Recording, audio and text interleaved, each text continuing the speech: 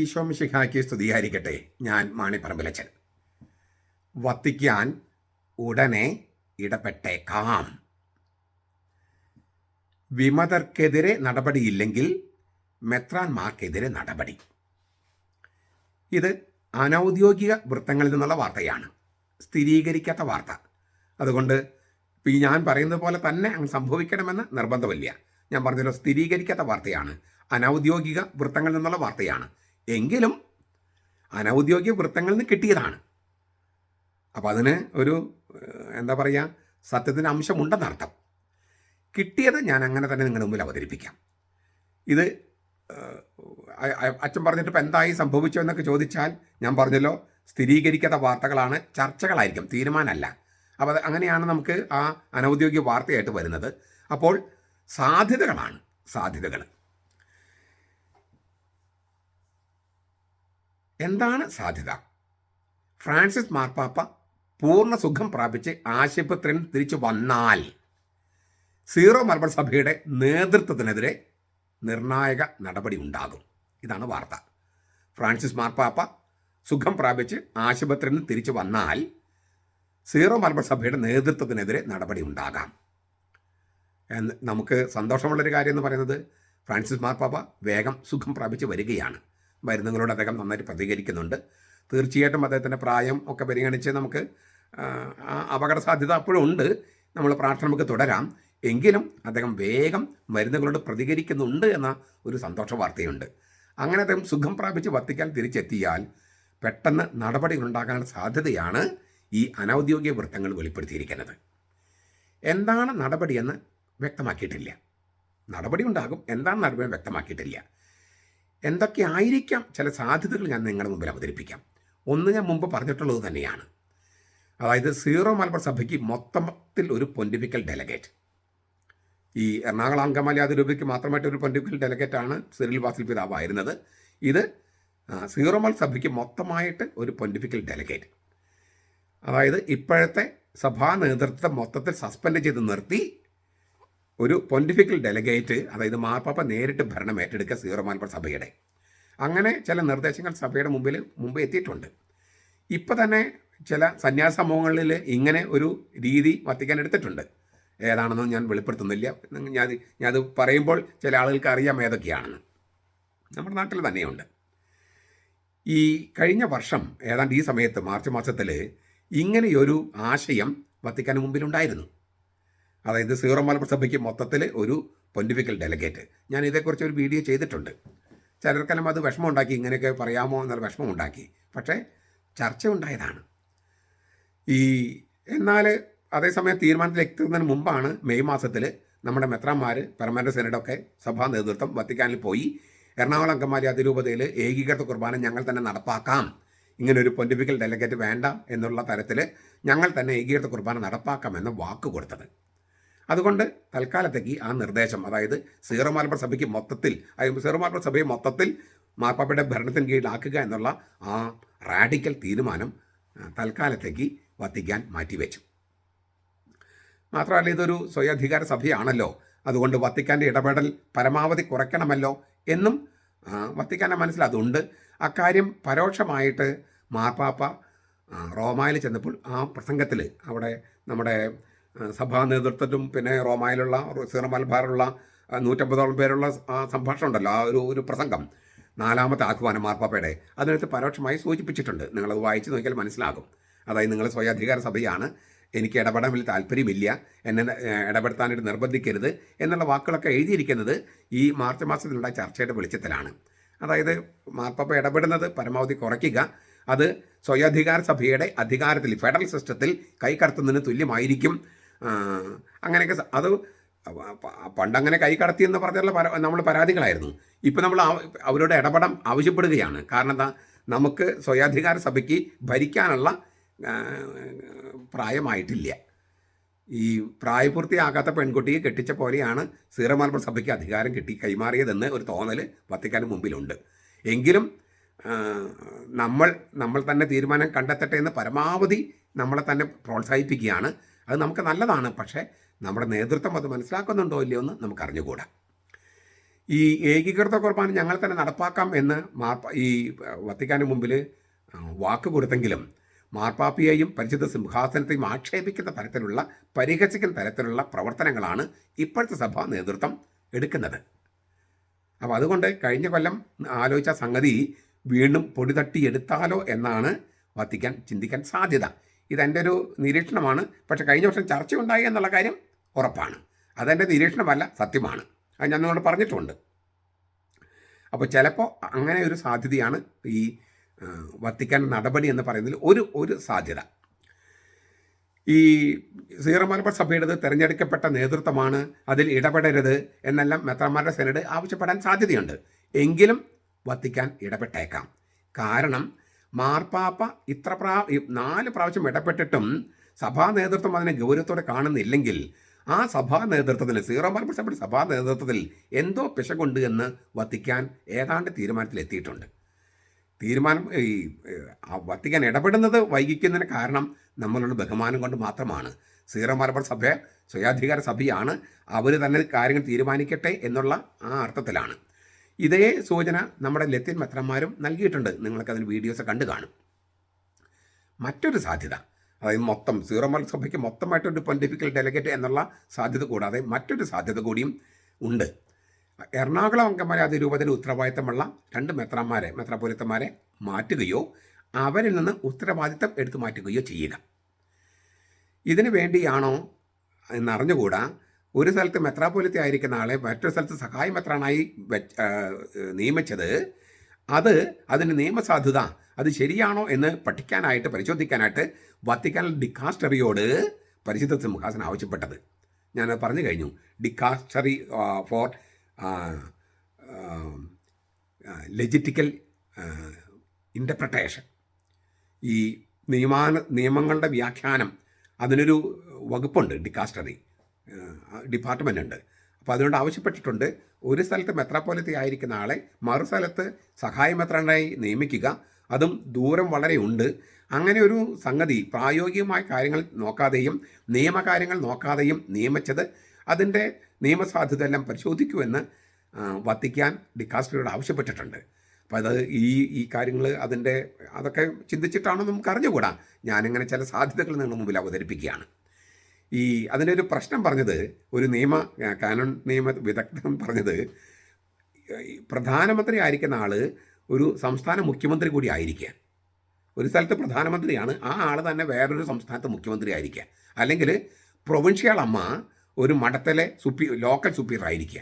ഇങ്ങനെയുള്ള ഈ ഒരു വൈരുദ്ധ്യം ഉണ്ടല്ലോ, ആ വൈരുദ്ധ്യം ഒരു സ്ഥലത്ത് മെത്രാപ്പൊലീത്ത ആയിരിക്കുന്ന ആളെ മറ്റൊരു സ്ഥലത്ത് സഹായ മെത്രാനായി നിയമിക്കുന്നുണ്ടെന്നാണ് ഒരു കാനണിലോ നിയമവിദഗ്ധൻ പറഞ്ഞത്. എല്ലാവരും അതിനോട് യോജിക്കുന്നുണ്ടോ? അതൊക്കെയാണ് വത്തിക്കാൻ പരിശോധിച്ചു കൊണ്ടിരിക്കുന്നത്. അപ്പോൾ ഇതൊരു മണ്ടത്തരമായി ഈ നിയമനം എന്നാണ് ഒരു സൂചന. ഈ തീരുമാനം പുനഃപരിശോധിക്കാൻ പറയുകയാണോ ചെയ്യുക, അതോ ശിക്ഷണ നടപടി എടുക്കുകയാണോ ചെയ്യുക എന്നൊന്നും നമുക്കറിയില്ല. ഇനിയിപ്പോൾ സ്വയാധികാര സഭ ആയതുകൊണ്ട് ഇനി ഇതുപോലെയുള്ള മണ്ടത്തരങ്ങൾ ആവർത്തിക്കരുതെന്ന ഒരു താക്കീത് കൊടുത്ത് അവസാനിപ്പിക്കുകയും ചെയ്യാം. ഇങ്ങനെ 3 കാര്യങ്ങളാണ്. അതും ഇതും ഉന്നത തലത്തിൽ നിന്ന് കിട്ടിയ അറിവാണ് ഞാൻ പറയുന്നത്. ഇന്ന് കിട്ടിയ അറിവാണ്. അതായത് ഈ തീരുമാനം പുനഃപരിശോധിക്കാൻ പറയാം, അല്ലെങ്കിൽ ശിക്ഷണ നടപടികൾ എടുക്കാം. അതായത് ഞാൻ പറഞ്ഞല്ലോ, ബന്ധു നിയമനം പോലെയുള്ള സംഗതികളൊക്കെ ചെയ്യാൻ വേണ്ടിയിട്ടുള്ളൊരു ഒരു കാട്ടിക്കൂട്ടലാണ് ഇതെന്നുള്ള തോന്നലുണ്ട് വത്തിക്കാന്. അപ്പോൾ ഒരു ശിക്ഷണ നടപടി എടുക്കാം. അല്ലെങ്കിൽ നിങ്ങൾ സ്വയാധികാര സഭയാണല്ലോ, അതുകൊണ്ട് ഒരു താക്കീത് നൽകി ഈ മണ്ടത്തരങ്ങൾ ആവർത്തിക്കരുത് എന്നൊരു താക്കീതോ മുന്നറിയിപ്പൊക്കെ നൽകി അവസാനിപ്പിക്കാം. അതെല്ലാം വത്തിക്കാന് മുമ്പിലുള്ള സാധ്യതകളാണ്. ഏതാണ് ഉപയോഗിക്കാൻ നമുക്ക് അറിഞ്ഞുകൂടാ. ശിക്ഷണ നടപടിയാണെങ്കിൽ കടിച്ചതും പോയി പിടിച്ചതും പോയി എന്നുള്ള, ഉത്തരത്തിലുള്ളതും പോയി കക്ഷത്തിലുള്ളതും പോയി എന്നൊരവസ്ഥ മെത്രാപ്പൊലീത്തൻ സഹായ മെത്രാനും വന്നു ചേരാം. ഞാൻ ആ വാക്ക് ഉപയോഗിക്കുന്നതിൽ ക്ഷമിക്കണം. മെത്രാപ്പൊലീത്തൻ സഹായ മെത്രാൻ, അങ്ങനെയുള്ള ആൾക്ക് വന്നു ചേരാം. ചേരാതിരിക്കട്ടെ, പക്ഷെ വന്നു ചേരാം. അങ്ങനെയൊക്കെ സംഭവിച്ചാൽ ഈ ഫലം നൽകുന്ന മുന്തിരിത്തോട്ടത്തിൻ്റെ കുടിയാന്മാരെ കുറിച്ച് പറയുന്നുണ്ടല്ലോ, അവർ ഫലം നൽകിയില്ല. അപ്പം മുന്തിരിത്തോട്ടം അവരിൽ നിന്നെടുത്ത് ഫലം നൽകുന്ന ആളുകളെ ഏൽപ്പിക്കും എന്ന് കർത്താവ് ഈശോ പറഞ്ഞിട്ടുണ്ട്. അതുപോലെ ഫലം നൽകുന്ന, ഫലപ്രദമായി പ്രവർത്തിക്കാൻ കഴിയുന്ന മറ്റ് ചിലരെ ഏൽപ്പിക്കാം. സീറോ മലബാർ സഭയിലുള്ളവർ തന്നെ അങ്ങനെ ഫലപ്രദമായി പ്രശ്നം പരിഹരിക്കാൻ കഴിവുള്ളവർ ഈ സഭയിലുണ്ടെന്ന് ഇതിനോടകം വ്യക്തമായി വത്തിക്കാൻ നല്ല ബോധ്യമായിട്ടുണ്ട്. അതായത് നമുക്ക് അറിയാൻ മേലാഞ്ഞിട്ടല്ല, ആളുകളില്ലാഞ്ഞിട്ടല്ല, പിന്നെന്തോ വേണ്ടെന്ന് വെച്ചിട്ടാണ് ഈ പ്രശ്നം മുന്നോട്ട് പോകുന്നത് എന്ന കാര്യം വത്തിക്കാൻ വളരെ ഗൗരവത്തോടെയാണ് കണ്ടിരിക്കുന്നത്. ആ കാര്യത്തിൽ ഒരു സംശയവുമില്ല. മൂന്നാമതൊരു സാധ്യത സീറോ മലബാർ സഭയുടെ പുറത്തു നിന്നുള്ള ഒരു അധികാരി നിയമിക്കുക. സീറോ മലബാർ സഭയിൽ നിന്ന് പുറത്തുള്ള ഒരു അധികാരി നിയമിക്കുക. അതെങ്ങനെയായിരിക്കും എന്നൊന്നും നമുക്കറിയില്ല. ഇങ്ങനൊരു റാഡിക്കൽ ചിന്ത വത്തിക്കാന് മുമ്പിൽ വന്നതിനൊരു ഒരു പ്രത്യേക സാഹചര്യമുണ്ട്. മുൻപും അങ്ങനെ വന്നിട്ടുണ്ട്. പക്ഷേ ഇപ്പോൾ അത് കൂടുതൽ ഗൗരവമായിട്ട് വന്നിരിക്കുന്നതിന് കാരണം സഭാവിരുദ്ധ പ്രവർത്തനങ്ങൾ, പാപ്പാവിരുദ്ധ പ്രവർത്തനങ്ങൾ, കുർബാന വിരുദ്ധ പ്രവർത്തനങ്ങൾക്ക് നേതൃത്വം കൊടുക്കുന്ന അൽമായ മുന്നേറ്റക്കാരുമായി എറണാകുളം അങ്കമാലി അതിരൂപതയുടെ ഉത്തരവാദിത്തമുള്ള തട്ടിൽ പിതാവും പാമ്പ്ലാനി പിതാവും ചർച്ച ചെയ്യാൻ പോയത് അത് വളരെ ഗൗരവത്തോടെയാണ് വത്തിക്കാൻ കണ്ടിരിക്കുന്നത്. സ്വതന്ത്ര സഭ പോലെ പ്രവർത്തിക്കുന്ന ഒരു രീതി, എന്താ പറയുക, ഒരു തെമ്മാടിക്കൂട്ടമാണ് വാസ്തവത്തിൽ അൽമായ മുന്നേറ്റക്കാർ. അവരുടെ നിർദ്ദേശങ്ങൾ ഇവർ കൈപ്പറ്റി. സീറോ മലബാർ സഭയുടെ നേതൃത്വത്തിലിരിക്കുന്ന 2 പേര് ഈ സ്വതന്ത്ര സഭ പോലെ പ്രവർത്തിക്കുന്നവരുടെ നിർദ്ദേശങ്ങൾ കൈപ്പറ്റി. അപ്പോൾ സഭാവിരുദ്ധ പ്രവർത്തനങ്ങൾ, പാപ്പവിരുദ്ധ പ്രവർത്തനങ്ങൾ, കുർബാന വിരുദ്ധ പ്രവർത്തനങ്ങൾ, ഇതെല്ലാം ചെയ്യുന്നവരുടെ കയ്യിൽ നിന്ന് നിർദ്ദേശങ്ങൾ കൈപ്പറ്റുക.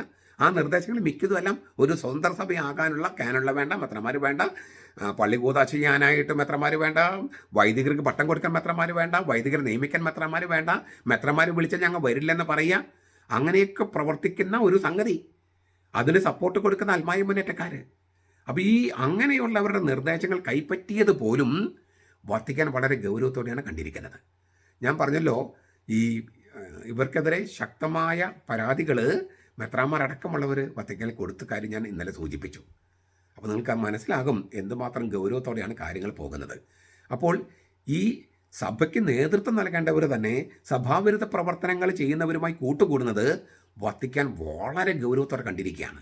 അതുകൊണ്ടാണ് സീറോ മലബാർ സഭയുടെ പുറത്തു നിന്നുള്ള ഒരു അധികാരി നിയമിച്ചാലോ എന്ന സാധ്യതയും പരിശോധിക്കുന്നത്. ഏത് തരത്തിലുള്ള സംവിധാനമായാലും, ഞാൻ ഇപ്പോൾ 3 പറഞ്ഞത്, ചിലപ്പം ഇതല്ലാതെയും സംവിധാനങ്ങൾ വത്തിക്കാൻ മുമ്പിൽ ഒരുപാട് സാധ്യതകളുണ്ട്. ഞാൻ സാധ്യതയുള്ള ചർച്ചയിൽ വന്ന ചില നിർദ്ദേശങ്ങൾ നിങ്ങളുടെ മുമ്പിൽ വെച്ചതാണ്. ഏത് തരത്തിലുള്ള സംവിധാനമായാലും ആണ്ടസ് പിതാവ് വത്തിക്കാൻ സമർപ്പിച്ചിരിക്കുന്ന റിപ്പോർട്ടും ബോസ്കോ പിതാവ് മുന്നോട്ട് വെച്ചിരിക്കുന്ന പ്രശ്നപരിഹാര മാർഗനിർദ്ദേശങ്ങളും നിർണായകമാകുമെന്നാണ് അറിയാൻ കഴിഞ്ഞത്. എറണാകുളത്ത് ആരൊക്കെ എന്തൊക്കെ തെറ്റുകൾ ചെയ്തിട്ടുണ്ടെന്നും അതിൻ്റെ തെളിവുകളും കൃത്യമായി രേഖപ്പെടുത്തിയിട്ടാണ് ആണ്ടസ് പിതാവ് റിപ്പോർട്ട് സമർപ്പിച്ചിരിക്കുന്നത്. ഇതുകൊണ്ടാണ് എറണാകുളം അങ്കമാലി അതിരൂപതയിലെ ആളുകൾ ആണ്ടസ് പിതാവിൻ്റെ കള്ളങ്ങൾ റദ്ദാക്കണമെന്നും പറഞ്ഞു കൊടുത്തിരിക്കുന്നത്. കള്ളങ്ങളല്ലത്. ആണ്ടസ് പിതാവിൻ്റെ റിപ്പോർട്ട് തെളിവുകൾ സഹിതമാണ്, ആര് എവിടെ എന്ത് തെറ്റുകൾ ചെയ്തെന്നുള്ളത്. ആ റിപ്പോർട്ട് വളരെ നിർണായകമായിരിക്കും. ഏത് സംവിധാനം വത്തിക്കാൻ ഏർപ്പെടുത്തിയാലും മുന്നോട്ട് പോകാൻ ഉപയോഗപ്പെടുത്തുക. 1. 2, ബോസ്കോ പിതാവ് മുന്നോട്ട് വെച്ചിരിക്കുന്ന പ്രശ്നപരിഹാര ഫോർമുലയുണ്ട്. അതും അനുസരിച്ചായിരിക്കും ഈ പുതിയ സംവിധാനത്തിൽ പ്രവർത്തിക്കാമെന്ന് കേൾക്കുന്നു. ഞാൻ പറഞ്ഞല്ലോ, ഏത് സംവിധാനം വത്തിക്കാൻ എടുക്കുക, ഫ്രാൻസിസ് മാർപ്പാപ്പ സുഖപ്രാപിച്ച് വരണം, ഇങ്ങനെ പല ഘടകങ്ങൾ ആശ്രയിച്ചാണ് നിൽക്കുന്നത്. എങ്കിലും ഇതെല്ലാം മേശപ്പുറത്തുണ്ട്. ഈ ചർച്ചകൾ, പ്രശ്നപരിഹാര മാർഗങ്ങൾ അന്വേഷിക്കുന്ന മേശപ്പുറത്ത് ഇതെല്ലാം ഇരിക്കുന്നുണ്ട്. ഏതായാലും വളരെ നിർണായകമായ ഒരു വഴിത്തിരിവിലാണ് ഇപ്പോൾ സുറിയാനി കത്തോലിക്ക സഭ എന്ന സീറോ മലബാർ സഭ. താഴെ ദൈവജനം ഭയങ്കര രോഷത്തിലാണ്. അത് എറണാകുളം അങ്കമാലി അതിരൂപതയിലെ അൽമായർ മാത്രമല്ല. പിന്നെ മറ്റൊരു കാര്യമുള്ളത്, എറണാകുളത്ത് സഭാനുകൂലികൾ, അങ്ങനെയാണ് മറ്റുള്ളവർ വിളിക്കുന്നത്, സഭാനുകൂലികൾ, സിനഡാനുകൂലികൾ, സഭാനുകൂലികൾ എന്നുവെച്ചാൽ സത്യവിശ്വാസികൾ. അവർ അങ്ങനെ പല തരത്തിൽ പല സംഘടനകളെ പോലെ പ്രവർത്തിക്കുന്നുണ്ട്. അവരെല്ലാം ഒരു കുടക്കീഴിൽ ഒന്നിച്ച് അണിചേരുന്ന നീക്കങ്ങൾ സജീവമാണ്, തകൃതിയായിട്ട് നടക്കുക.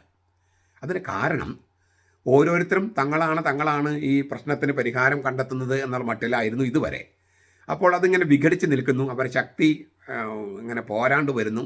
അതിനാൽ തങ്ങളുടെ ഓരോ സംഘടനകളെയും ഓരോ വ്യക്തികളെയും ഈഗോ എല്ലാം മാറ്റിവെച്ച് സഭയ്ക്ക് വേണ്ടി ഒന്നിച്ച് നിൽക്കുക എന്നുള്ളൊരു ചിന്തയിലേക്ക് വിവിധ സഭാനുകൂലികൾ എന്ന് വിളിക്കുന്ന സത്യവിശ്വാസികൾ വന്നു ചേർന്നിട്ടുണ്ട്.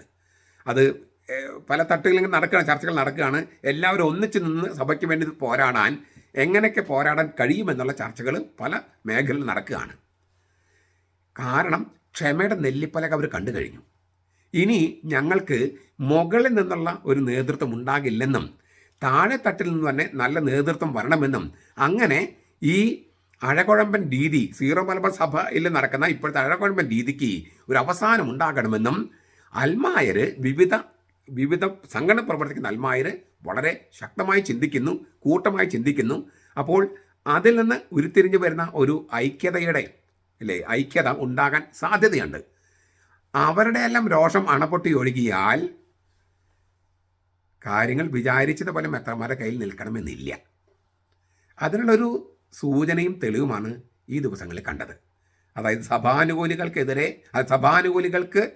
സഭയെ അനുകൂലിക്കുന്നവർക്ക് നടപടി ഉണ്ടാകുമെന്ന് വികാരി അപ്പസ്തോലിക്ക് പറഞ്ഞപ്പോൾ അതിനെതിരെ ഉണ്ടായ ആ പ്രതികരണങ്ങൾ നിങ്ങൾ ശ്രദ്ധിച്ചാൽ മനസ്സിലാകും ജനങ്ങൾ എങ്ങനെയാണ് ഒന്നിച്ച് നിന്ന് പോരാടാൻ പോകുന്നത് എന്നത്.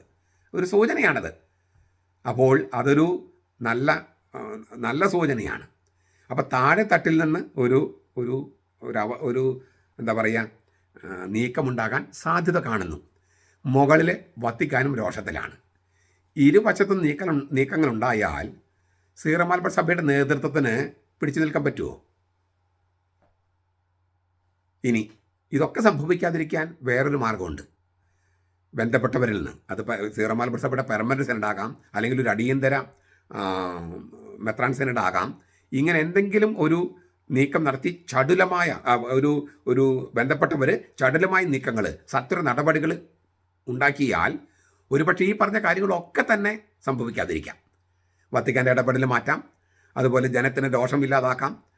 അപ്പോൾ പെർമനൻറ്റ് സെനഡോ അതെനിക്ക് അറിഞ്ഞുകൂടാ, ഏത് സംവിധാനമാണ് ചെയ്യേണ്ടത് എനിക്ക് അറിഞ്ഞുകൂടാ. പെർമനൻറ്റ് സെനഡോ അല്ലെങ്കിൽ ഒരു അടിയന്തര മെത്രാൻ സെനഡോ വിളിച്ചു കൂട്ടി സത്വര നടപടികൾ ഉണ്ടായാൽ, ചടുലമായ നീക്കങ്ങൾ ഉണ്ടായാൽ ഈ പറഞ്ഞ അപകടങ്ങളൊക്കെ നമുക്ക് മാറ്റി നിർത്താൻ കഴിയും. ഏതായാലും ഫ്രാൻസിസ് മാർപ്പാപ്പ സൗഖ്യം പ്രാപിച്ച് തിരിച്ചു വരാൻ നമുക്ക് പ്രാർത്ഥിക്കാം. അദ്ദേഹം തിരിച്ചു വന്നാൽ ഈ നടപടിയിൽ ഉണ്ടാകും എന്നുള്ളൊരു വാർത്തയാണ് പുറത്ത് വരുന്നത്. അത് നമുക്ക് സന്തോഷം നൽകുന്ന വാർത്തയാണ്, അതേസമയം തന്നെ വേദനിപ്പിക്കുന്ന വാർത്തയുമാണ്. പക്ഷേ നിവൃത്തിയില്ല. ചില സമയത്ത് ഇങ്ങനെ ചില സർജറികൾ വേണ്ടി വരും. ഈ സഭാഗാത്രത്തിൻ്റെ രോഗം മാറ്റാനായിട്ട് ഇങ്ങനെയുള്ള ചില സർജറികൾ വേണ്ടി വരും എന്നൊക്കെയാണ് നമ്മൾ അറിയുന്നത്. ഏതായാലും നമ്മുടെ ഈ നോമ്പ് കാലത്ത് നമ്മൾ വിഭൂതി തിങ്കളാഴ്ച നമ്മൾ ഉപവസിച്ച് പ്രാർത്ഥിച്ചു.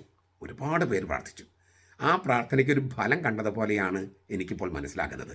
പൈശാചിക ശക്തികളുമായി കൂട്ടുകൂടിയവർ ഇപ്പോൾ നാണം കെട്ട് പുറത്തു പോയിരിക്കുന്നു. അവർ തിരിച്ചു വരാത്ത തരത്തിൽ നമുക്ക് പ്രാർത്ഥനയുടെയും ഉപവാസത്തിൻ്റെയും തപസ്സിൻ്റെയും കോട്ടകൾ കെട്ടാം. ഇനി പിശാച് നമ്മുടെ സഭയിലേക്ക് അകത്ത് കടക്കാത്ത തരത്തിൽ അതിനുള്ള അപ്പോൾ നമ്മുടെ പ്രാർത്ഥനയ്ക്ക് ഫലം കണ്ടു എന്നുള്ള ആ പ്രാർത്ഥന ഫലം കണ്ടു. അതിന് ദൈവത്തെ സ്തുതിച്ചുകൊണ്ട് ദൈവത്തിന് നന്ദി പറഞ്ഞുകൊണ്ട് ഈ നോമ്പുകാലം നമുക്ക് മുന്നോട്ട് പോകാം.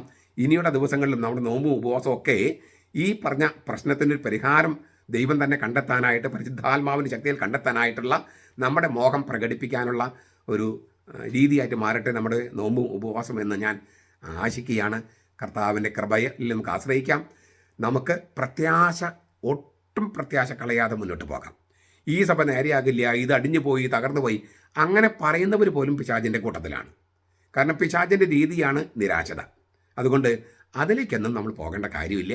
കർത്താവിൽ ആശ്രയിച്ച്, പരിശുദ്ധാത്മൻ കൃപയിൽ ആശ്രയിച്ച് ഈ സഭ നശിച്ചു എന്നൊന്നും പറയാതെ അത് പിശാചിൻ്റെ വാക്കുകളാണെന്ന് ഓർത്തുകൊണ്ട് അത് ഒഴിവാക്കി പ്രത്യാശയോടെ നമുക്ക് മുന്നോട്ട് പോകാം. കർത്താവ് നമ്മളെ അനുഗ്രഹിക്കട്ടെ. നമ്മുടെ കർത്താവ് ഈശോ മിശിഹായുടെ കൃപയും പിതാവായ ദൈവത്തിൻ്റെ സ്നേഹവും പരിശുദ്ധാത്മാവിൻ്റെ സഹവാസവും നാം എല്ലാവരോടും കൂടി ഉണ്ടായിരിക്കട്ടെ, ഇപ്പോഴും എപ്പോഴും എന്നേക്കും. ആമേൻ.